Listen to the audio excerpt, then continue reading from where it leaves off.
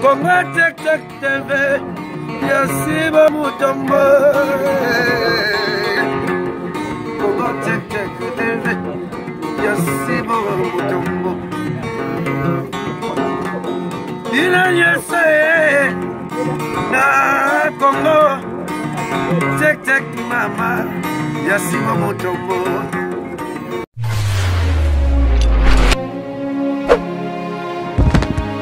Mbote papa. Ouais, mbote maman. Tout coutano Anna Bandal Molar na quartier na on a fief nao. On s'est présenté au Sabiso Zanani pour tout côté la vive à sujet na biso. Ouais, comme on a Mouchando l'artiste, artiste comédien, cinéaste, parolier, de OP tout ça moi empreinte. Donc penseur quoi. Et déjà en mémoire de Simaro, qui nous a quittés depuis samedi, un petit mot avant de commencer pour poser à parolier. Donc, Aza papa moko oyo, avant tokota na kata mondo, tokota déjà bon bazo la forme morobo. Et puis na ba fin alors. Donc Azagi déjà prédire que Kalami était au Kende. Na lundi et comme kaka soki boutique na simanangai boyo kaka maloba oyo boyo kaka banzemo nanga donc voilà donc et puis l'homme s'est reconfirmé aloba ki mkola okufa kaki obeta de nui wanambu le beta et puis maloba aloba ki ekokisami donc quelque part artiste baza bato yo donc baloba déjà venir. Merci beaucoup. Alors, le bel sujet la biso parce que oza papa, oui. Responsable, oza pena famille, bandeko, base, tout ça. Et ça l'andeko na biso moko congolais loko la yonanga a outi ko succomber na Angola parce que outi ko apprendre que moi no ya lingara mingi parmi ces 6 enfants. Moi la moko azaya yete et salamika que moi no ya lingara mingi o ya tchana photo na ya profil na ya WhatsApp na profil na ya Facebook moi na wana ndeka azaya yete papa kokite a succombé avant même kokoma na ndeko papa succombé na minute oyo azana morgue moi na ya liboso ko luka ko venger papa na e azana kacho kwa ngara maman na munduki donc famille ekoti bulu yeke. Alors on se demande naka oyo papa la ngai famille wana esengeli et réagir ndenge nini vis-à-vis ya mwana oyo atikali pe na mama oyo na makambo ya sali. D'abord ezelo romo boso to bito développer ngo et vous appelez temps. D'accord. Pour ba makambo eze belé na kati. De un na conseiller non d'abord na reçu pesa ba condoléances na famille éprouvé à papa ba tiko bungisa. Donc Nzambe a réconforté bango apesa bango kimia. Donc ils a pas si muto bo a belate koko ya boye donc okufa donc ça fait mal. Mais ce que le problème c'est pas na biso bato to tikali nanu. Faut le bien bato batikali. Il faut to ebaka ndinga oyambela likambo. Vous comprenez? Pour le on a vite au monde bato muso ba adopter bana. Donc temps déjà ba adopter bana na mwana oda kutu oyoyo ofandaki na ye o mesanaki na ye ata bebisu aza mwana yote. À toi apprendre que non, peut-être que ça va et confirmer que moi n'a été. Non, continuez quand la même affection, même moi n'a. Moi yepé akabano que nous akene musika na yo ezalate. Donc pour nangai na osinga d'abord tu bandengo ya makambo. Ko ya ndengo na peut-être aza muto ya kokai ko supporter choqué pour batona batu baza. Au moins mutu mususu d'emblée comme ça tu vas voir les cambo à koki ko se méternité bif à koi. Par net exemple à papa wana. Mais pour na bisonner tinga bosso na djul kamandengo wana en tout cas et de rangete. Et ça même histoire récemment na kitambo. Bana mi balé na profiter na lo bali kambango. Bana mi balé et celle qui maman qui ne robota ma passe. Moko na mbetu. Jou pas boter ma passe a dû a changer mona. Bana barokola o mususu afana na mbinzo mususu na kitambo. O mususu afana ndako ya soldat, o mususu afana na ndako ya menuisier. Non, soldat na saki gradé, o mususu menuisier. Et quoi arrivé que o moko so akoti na veni amona ka kokani na jimona e. Oh, tombe ro landela. ye pas qui tala oh abengi mais ozana longi o kokana frère nangai tonga kero tala pe boye frère o wana kokana wana enfin ba ko découvrir que oyoyo azaki mona nani ba yo landela ba botama même hôpital même nani vous comprenez ça ba film ko boy ko manango mais tombe ko yeba e kabola ki bonde ko na te do esenga kaka ke ndenga oyambela likam quant à moi en tout cas mon ozo qui peut-être arme luka vengeable ma maman na ye c'est pas si bien. Viens recontinuer, viens sur Kawanate. Et sur le sel, après, qu'est-ce que tu vas gagner? Donc, pour d'abord, d'abord, le roi Seko n'a pas l'État, et le Senga a purgé, au Yangero Sala, pour l'État attaque aux a raison. Il faut jamais se faire justice. Donc, un peu ça. Donc, pour d'angaï, famille Tikali, on va perdre de Bango. Donc, nous avons consolé, puis maman, surtout bino, maman, ça fait très mal. Au monde, à qui represse par rapport à mon qui est la possibilité. C'est la possibilité. Vous comprenez? Nous avons mais quelqu'un qui a la pointe, telle que son abina de l'autre là, moi, on y a quoi moi. Bablo, ça a non bino bassi. Ça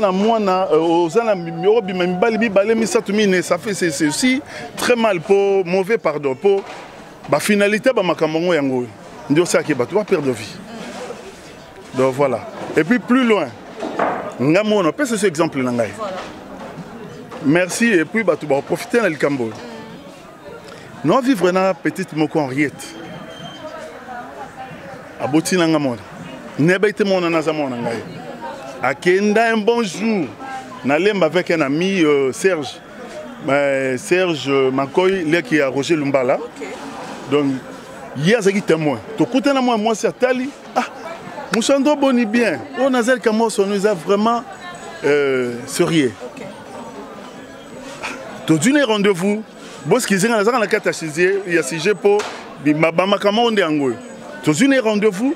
Le binoto to ye bisinga nazana mona moko kuna mwana yo na kena ndako na fandisi famille botala ba bisinga mona bobo ah non ye kaka na mbinzawa boye comment rosala ki bomba likamandingo tu bato mbele et ça qui nga passé je suis allé voir papa Wemba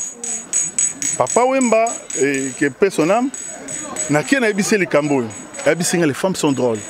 Nga pe bayaka bala kisaka nga mwana moko voyage avancé mais nga papa we mazana kisasa ndé nozo courage na ko ke okuta na famille ona ba les jours na préparer l'enfer question okufa ngai na se déplacer na keti na famille ona mais avant na yeba na kati wana ya lui na bango telinga bi mwana za mwana aza ba ressemblance na vous comprenez nga na simizela inde j'ai amené un ami aussi président il y a les pétroliers aux Anabandal, Kitanda. Na salut en passant. To komi na yé comme témoin. Tant to komi boé, famille ba hôtel rara keno et bo ba boina na mona et de deux. Ba pesinga tomba fanda basangana et tomba na obenga ba jour à rendez-vous ba bisinga bo sana mona. Au mona ba maramonde zara. Et il y a d'autres amis qui ont dit que non, il faut qu'il y ait un niveau de la justice, ça va confirmer. Les camons ont été entre parenthèses. Dans le dossier, on a plus que c'est une énergie. Au moins, on a dit pardon. Au moins, on a dit que les camons peut-être un même cas. Mais mais la fille maintenant, Rose, a 13 ans, 14 ans. Voilà, donc un peu ça. Donc, bino basique de bon Dieu, la narole va que maman on a payé, il paraîtrait que à la qui s'occupe déjà mutumusousu. Ce qu'on un conseil na ba famille au batikali, ba traiter moi na tikali ndengeni, ba traiter moi sur na ndengeni. D'abord il faut qu'on pardonne d'abord. D'accord. Pardon c'est important pour ceux qui pardonnent biso tout aux c'est pas facile parce que c'était le pion de le pilier de la famille. Donc mon histoire de Kamboussé salami. Donc tu jamais que le garozo na susima. Donc c'est salami total à sikoyo. Le ndengeni makambo kendi. Soto bi to keneka to bando ko condamner, c'est pas aussi bien. Maman na asaki mabe faut limbisa. Donc ko limbisa mona wana. Ata soki boke botuniye ba présenter papa ne mususu. Mon papa beaucoup là qui on a. Alors tika la jamais au bossana. Et surtout à Kofi pour le problème là. Donc bah pardonner maman on a. Donc sotobi kaka biso peut tout ça na mabe tout ça là. Oza biso le bosso kuna te bi pété. Donc voilà un peu ça. Voilà maman Mbote na baye bayo. Donc Naropé sana nous Gino Kabemba tour du monde aux États-Unis. Bambote na mi à moi et puis Guilain Baforce il y a mère Aziz à Londres. Et mon grand frère Nzoko Chocho il y a na Belgique. Et puis Freddy Lokende, il y a à Londres. Et puis de Bazé Belé, donc Ogi Lolonga, Kokomia, de Cosmo Koko, donc Bazé Belé. Tant que parolier, les candidats ont été 100 qui ont été comme verbe. Donc, voilà notre identité par rapport à la loi. Il y avait le Tumba, dans le Bara Keno. Fota Moué, à Tabatia Koseka. Aussi, ça n'a jamais passé. Il y a bateau babungisier et puis soromon mutuna kati matanga a komi bilinga linga c'est que mutu akufi wana ba bana na yete ce ba bana ki na ye c'est que ça na kiorte pour eza lieu de rencontre mais atmosphère ne 500 bateau wana circonstances zaraya il y a passé donc on a verbe Mouchandou l'artiste donc voilà un peu ça. Merci beaucoup l'artiste, vraiment merci.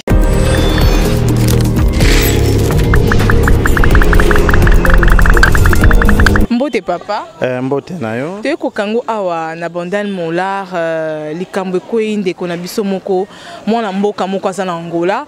Déjà na retourna na kombo na papa. Kombo nanga monsieur Jean Diambela. Papa Jean Diambela tondi mami que oza papa, père de famille et puis marié.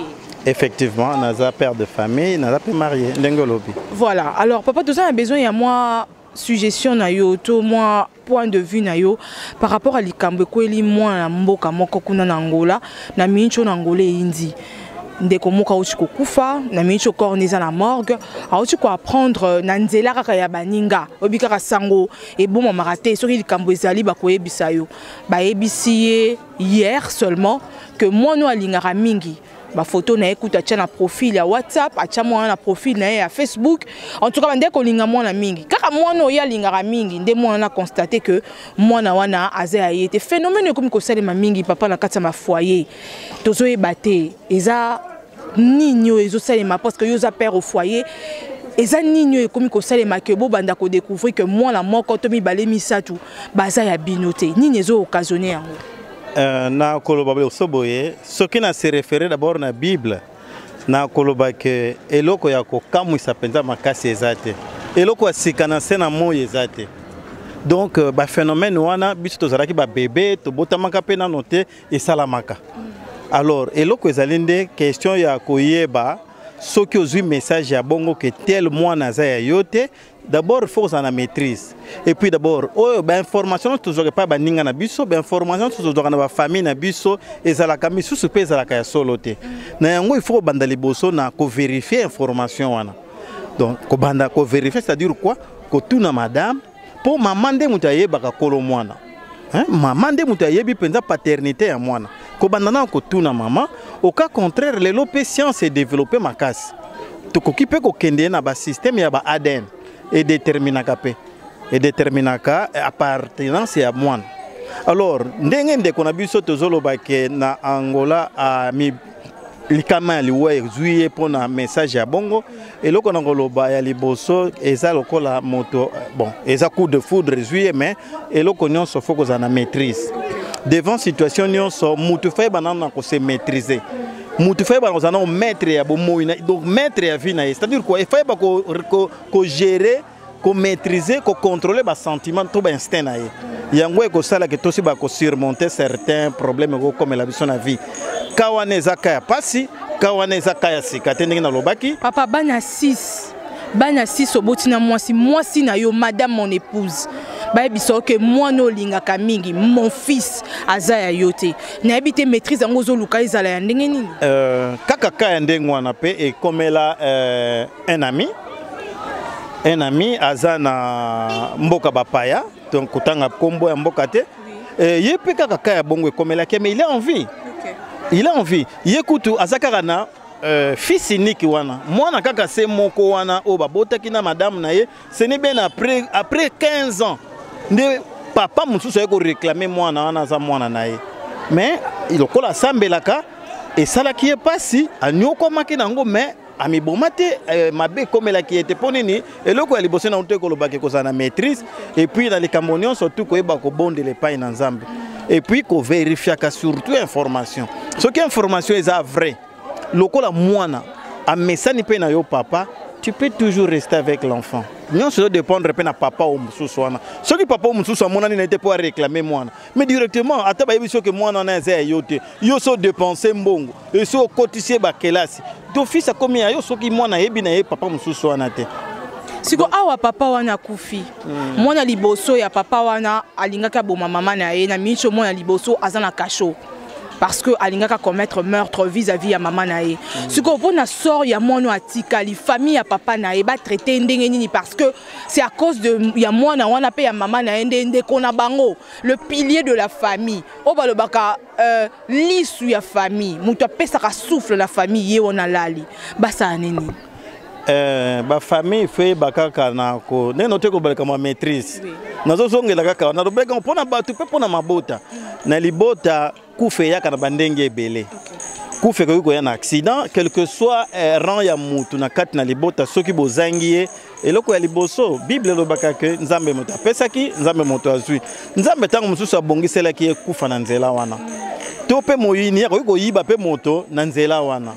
Donc, famille ezalaka na maîtrise et comprendre que zaba makambo ya bomoyi, ce sont des circonstances de la vie et ça peut passer pour na libota mais bayeba na ko et bien sûr ça passe na motema pour perdre moto et puis na mwasi wana na libota ya mobali bakoyoka na lisusu te oui c'est normal mais après tout bana bazana kati et la vie continue. C'est vrai que la vie continue. Un petit mot, na famille, ba côté à la biso, ba oyo peut-être les kama wane kwe li bango, bazo kokate, bazo bate, basuka wapi. Un petit mot à cela. Na mabota o nyonso ba kaya bongo ekomi, bo retrouver par exemple que mwana moko azaya libota te, eloko ya liboso ko zalana nu bo zalana nu ajouter te. Koluka d'abord ko yeba vraie information est-ce que ça penza bongo ce qui est ça bongo na ote koloba ko kende na ba examen médical pour déterminer appartenance ya mwana et pona libota lisusu na kosenga que to yeba kana ko bondela ma lo sambo e baka ko épargner biso na masumu ebele na bambebe ebele et surtout ndenge pe bible zo recommander biso to ba ko za na bolingo soki biso na mabota to sana bolingo bambeba ya bongo ekokoma te soki biso to sana bolingo biso na biso kufa ekokota te d'abord tozala na bolingo to eba na kozala uni na mabota conseil nazo pesa na mabota nyonso eba na kozala uni eba na kozala na bolingo circonstance soki komi ba yeba na koluka liboso elonge na nzambe quel que soit problème nzambe apesa la solution. Un petit coucou na ba oya yo ba oya ngai bazali telome belé na ko pesa mbote na communauté libala mwinda nyonso. Na kopesa mbote na baninga na ngai nyonso bayebi ngai et surtout na kopesa mbote na mama oya boti ngai mama Albertine Babenzamana azo nage déjà na ba 93 ans na zo pesa ile susu mbote c'est grâce na ye que moi sagesse moi intelligence ezape na moto soki ye pe akangaka maboko a nyoko makatena musale ya babilanga mbele biso pe totangi te mbele pe lelo to bengami pe batote. Voilà la femme. Merci beaucoup papa. Merci.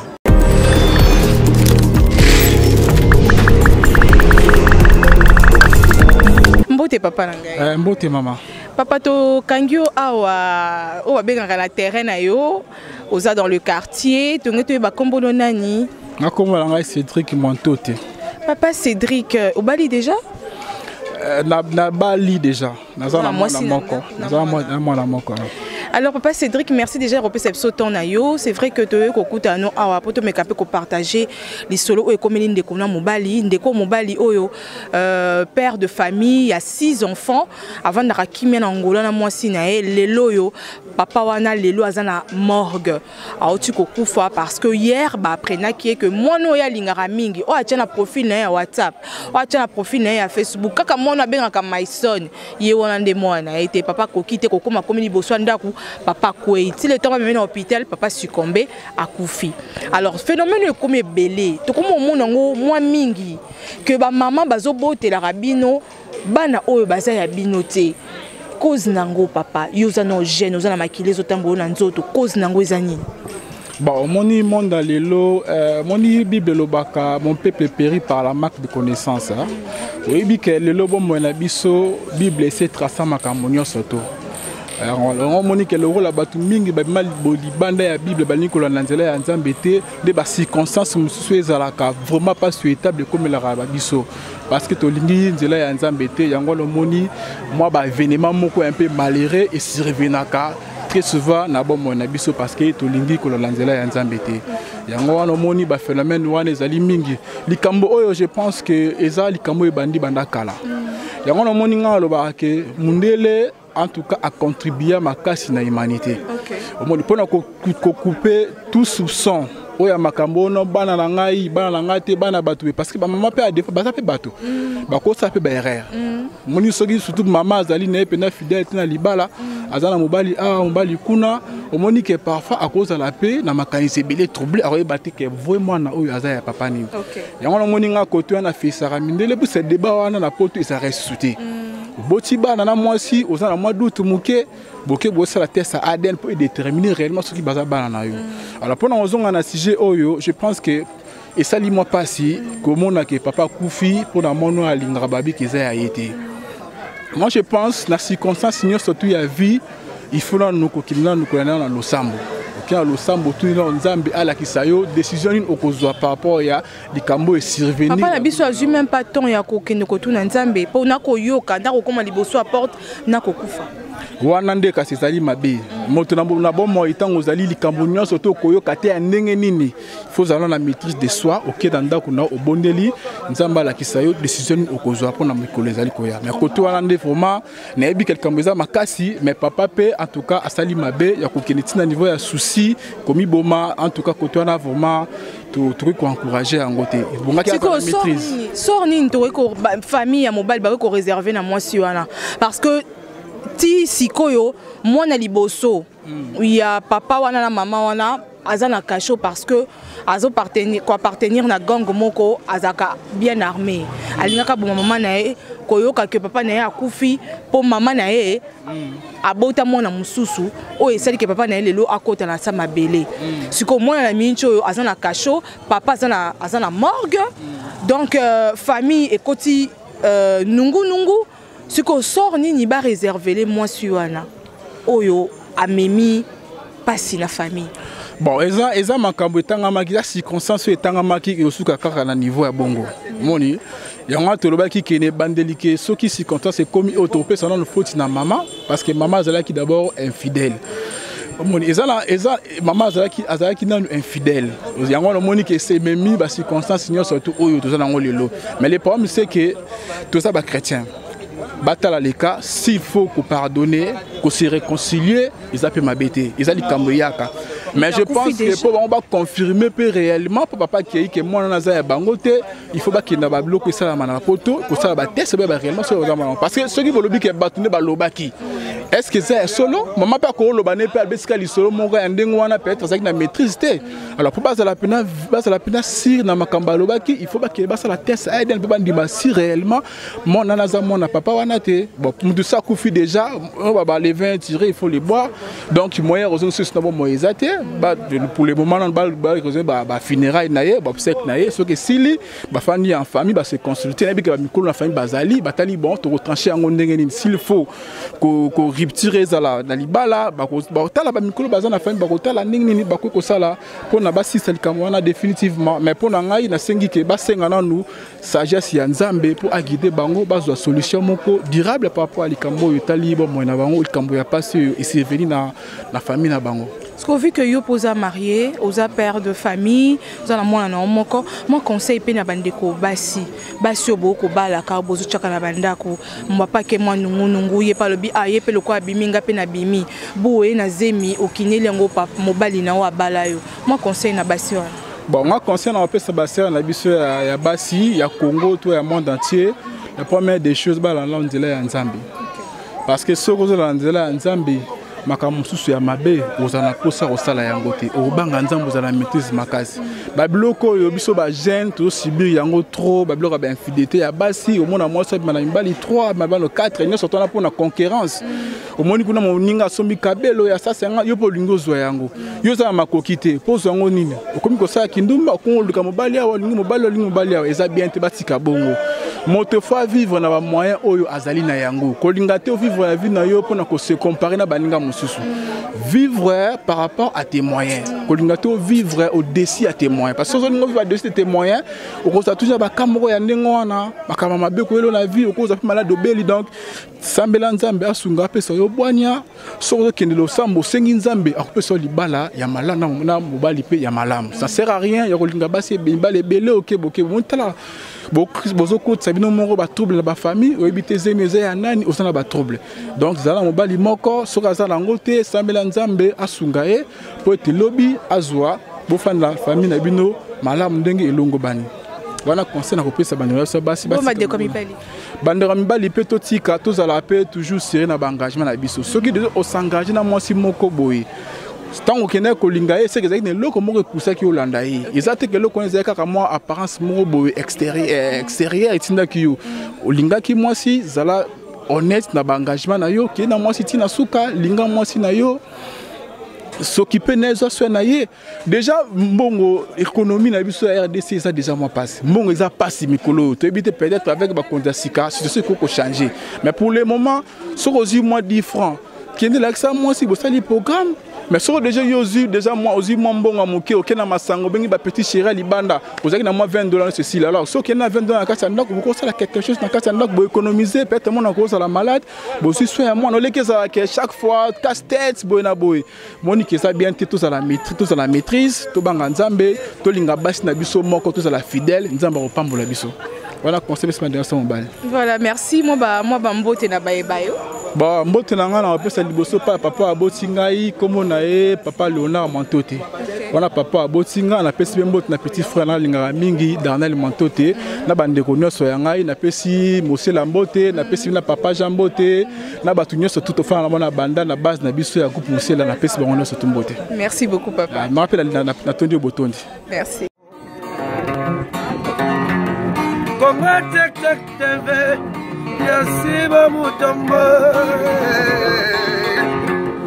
Congo Tek Tek TV, Yasiba Mutombo. Ina yese na Congo Tek Tek mama, Yasiba Mutombo.